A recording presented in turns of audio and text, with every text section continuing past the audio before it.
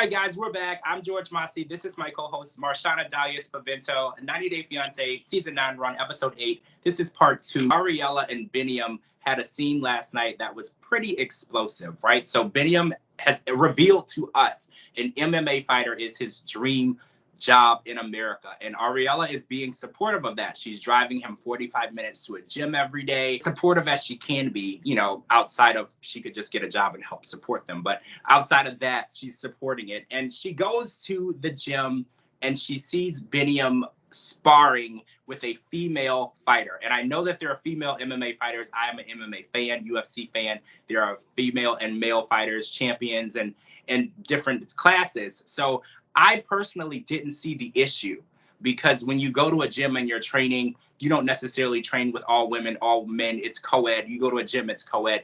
And I posted the question on Twitter as well. Is this a big deal? And I got a lot of responses.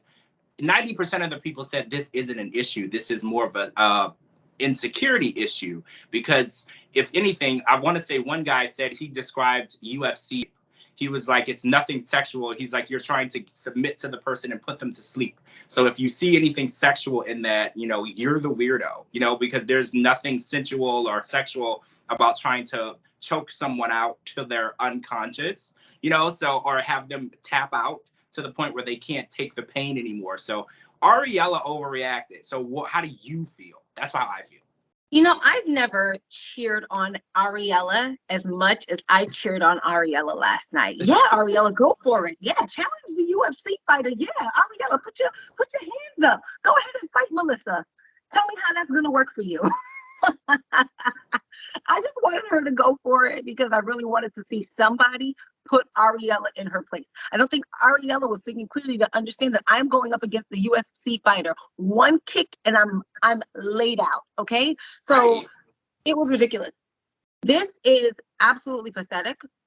It is humiliating. It is embarrassing. Ariella, where is your pride? Where are your family and friends to talk to you, to reason with you, to level with you, to tell you that you are just a person that has so many insecurities? And I know why you're insecure. You're insecure for good reason, right? You don't bring anything good to the table. I said, okay? I try to be so nice here, but Ariella, you make it really hard because you're abusive.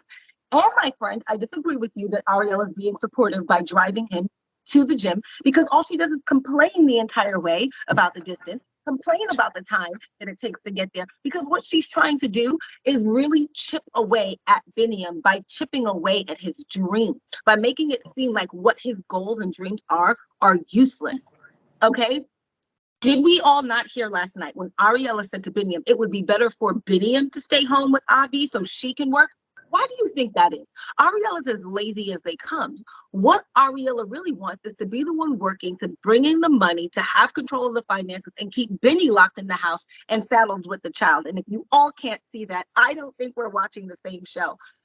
So next week, Ariella, if you're feeling so up to it, I hope we see some footage of you really challenging Melissa, and then even talking about her wearing fake eyelashes. If Melissa even just did this to you, Ariella, you'd be down. I agree. I don't like the way she was so combative towards her. Like you can approach a woman and have a conversation with a woman without being offensive and combative and rude. And she just came at her in a way that warranted Melissa, you know, tossing her across the room. Good for you, Melissa, for having your self-control, you know, because she was out of pocket and rude. So hopefully Benny still uses this gym. So there will be other encounters with Melissa, hopefully, because Benny's not driving yet. So I live to see the day that Melissa doesn't have that self-control and she just goes at her. All right, so I want to talk about Patrick and Taiz, who were gone last week. So they finally have a John-free date, right? So John is not there. They go out on a date. They enjoy some American macaroni and cheese, which looked like it had a little bacon in it. It looked kind of good. And Patrick reveals that they are leaving Austin and moving to Dallas, which she's only been there a few days. So before she really could even unpack her luggage, it's time to move again, which pretty stressful. You leave your whole country, you leave your home, you move into a home. Before you could get accustomed to where the bathroom is, it's time to move again. So I can understand the stress in that situation.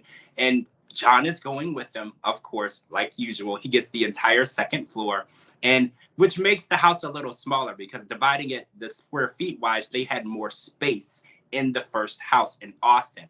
And I got irritated because Patrick was like, she should be happy and satisfied with this house because it's almost $1 million house and blah, blah, blah.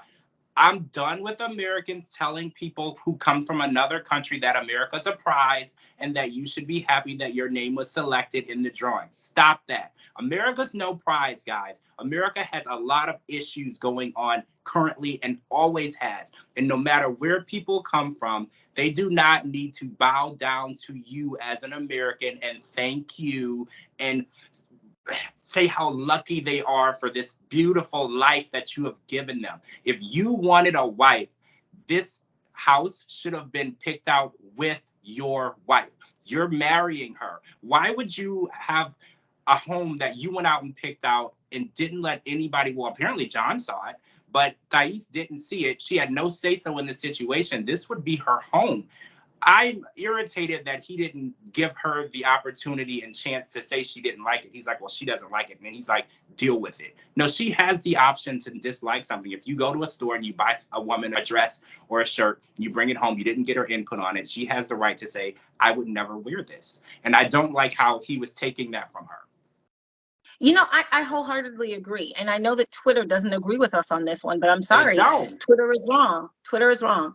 If you have a wife, somebody that you are going to have as your life partner, that you have relocated from another country and away from their family, and you are moving the place where you reside, even though you are the person that is paying all of the bills, because he mentioned that I pay for everything. Well, if you're going to be that person, you then have to take extra consideration to make sure that the person you're with, your spouse, feels loved and supported and as though they had input in this decision. If not, it really comes across as that you are trying to control them and dictate to them and use the fact that you're the breadwinner as leverage. Now, should we respect the breadwinner? We absolutely should. But my husband and I built a brand new home, new construction, right? I'm a stay-at-home mom. I'm not working outside of the home. My husband had to consult me. We had to come and look at these homes together. We had to pick out these furnishings together. We had to decide what to put into this home together. So I don't think it's good that Taiz was left out of the equation. But not only has she been left out of the equation in the decision-making process, her opinion, they're trying to tell her that she can't even voice her opinion. You want to just bulldoze me, and then I can't even say anything about it. I think she is grateful for the home. I think she is happy to be with him. I think those things are all there, but I think she has the right to express what she's feeling. 100%. She is a part of this household. She is a part of this, like John wants to call it, family. She should have a say. Whether or not she's paying now doesn't matter because she's unable to.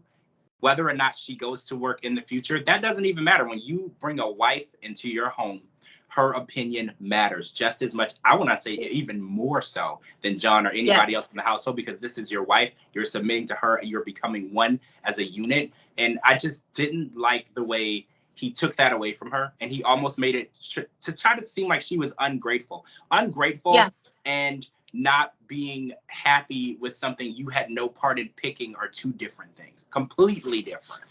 All right, so let's talk about what happened last night. This huge, crazy scene. There was Emily and Kobe in Salinas, Kansas, and Kobe wants to earn his keep. You know, he's living in their home and he's unable to work, and he's used to working. Kobe is not a lazy man. So he said, show me how to help out on the farm and I will help you guys and earn my keep in the home. So Emily and her mom take him out to the horse stables and he is shoveling horse manure. And Emily decides to micromanage the situation. And basically every move that he made, she said that he was doing it wrong. And criticism is fine. It just depends on how it's delivered. And I felt like she didn't need to stand there. There's not really a wrong way to shovel horse manure into a bucket. Okay, go. I'm sorry, pick me. Because here's the thing. She wasn't even micromanaging him. She wasn't talking to him as she said, oh, I was just being talkative. She was abusing him. Let's call a thing a thing. She was standing there belittling him, talking down to him, being condescending to him over a simple task that he was doing for the first time. I don't know if Emily knows. The first time someone does something, they may not do it 100% or how you were looking at it. But I don't think that there's a wrong or a right way to shovel horse manure. It's a simple menial task. Let him do it. So she was not talking to him or micromanaging him. She was actually being verbally and emotionally abusive. Go ahead. Well, I wanted to say, well, you kind of nailed it, but I wanted to say, like, there's no 2 or 3 different ways. You put the horse manure and you put it in the bucket and the bucket goes out. So he was doing what they told him to do. I just guess not in the steps they wanted him to do. But none of that is really important. So Emily gets super offended because he eventually hits his breaking point and he tells her to shut the F up. And he could have gone about it better, like, hey, babe, please, I No, can't he work. couldn't have. No, Well, he couldn't have. That was the only outcome. That was no, this whole thing that we're asking Kobe to rise to a higher calling than his own baby mother, fiance, soon to be wife is. Listen, if we're going to play a game, we're going to play by the same set of rules. It's not going to be that I or Kobe always has to rise to the occasion and say the right thing and choose this delicate path. Meanwhile, she's just running rough shoulder, saying whatever she wants, however it comes to her mind. No, if you're going to be nasty and condescending to me, I don't always have to choose the high road. I can give you back exactly what you're giving me. The problem with Emily is this. She is lucky that she had this baby with Kobe. She is lucky that she is with a man who would be willing to move countries and come to you because I knocked you up in China. She is lucky that she has a man who wants to be involved in his child's life and didn't leave it all up to you. She really could have gotten a bad man. And actually, I almost wish she did, so that way she wouldn't be acting so snobbish, okay? She needs to understand, you talk down to him and you belittle him, he can give it back to you. No one in Emily's life, anyone in her family, not her parents, have ever challenged her. And when it came to Kobe, she has met her match. And she doesn't know what to do with that other than cry victim, demand apologies, and say, if we don't get this together, if we don't fix this, we're not going to be together. No, what you really meant to say, Emily, what you really showed us last night is that, Kobe, if you don't bow down and worship me, then we're going to have a problem. She is highly, like, she is showing so many narcissistic traits, and I'm talking traits of malignant narcissism. Malignant. Like, this woman is dangerous with a capital D, and her entire family is toxic because her mother witnessed the entire situation. Yeah. And her mother, didn't you see how your daughter was talking to Kobe? Why is Kobe the only person who's apologizing here? And even the half apology that she gave him was just so condescending. I mean, you're right. How you talk to people matters. And I say this all the time. I meet people with the same energy. So I do agree with you if someone was talking to me crazy, because I'm a very nice person, but when you're talking to me crazy, I'm going to meet you with that energy. And my energy is going to be where you came at me at. So that is kind of how Kobe handled the situation. He tried to put up with it as long as he could. So he was like, I'm going to meet you where you are, because me being nice isn't effective. So I'm going to have to use the language you use with me in order to get your attention. And it worked. It got her attention. She didn't like it. She hated it. She's done. And she's confused because, like you said, no one challenges Emily. And now Emily is being challenged. And Emily's status of control is in jeopardy. And she doesn't really know how to be in a relationship or be in any situation at all where she's not controlling that situation. So as this season goes on, we're going to have to see who wins the battle of control, because we know Emily is really pushing for it. Yeah, absolutely. That's it. That's all that happened last night on this episode of 90 Day Fiance. Next Sunday, we will be back watching for episode 9 of this season. We're going to be 9 episodes and we're basically halfway through. Next week, Cara and Guillermo will be back. I'm George Mossey. This is my co-host, Marshana Taiz. Thanks for watching. We'll see you guys real soon.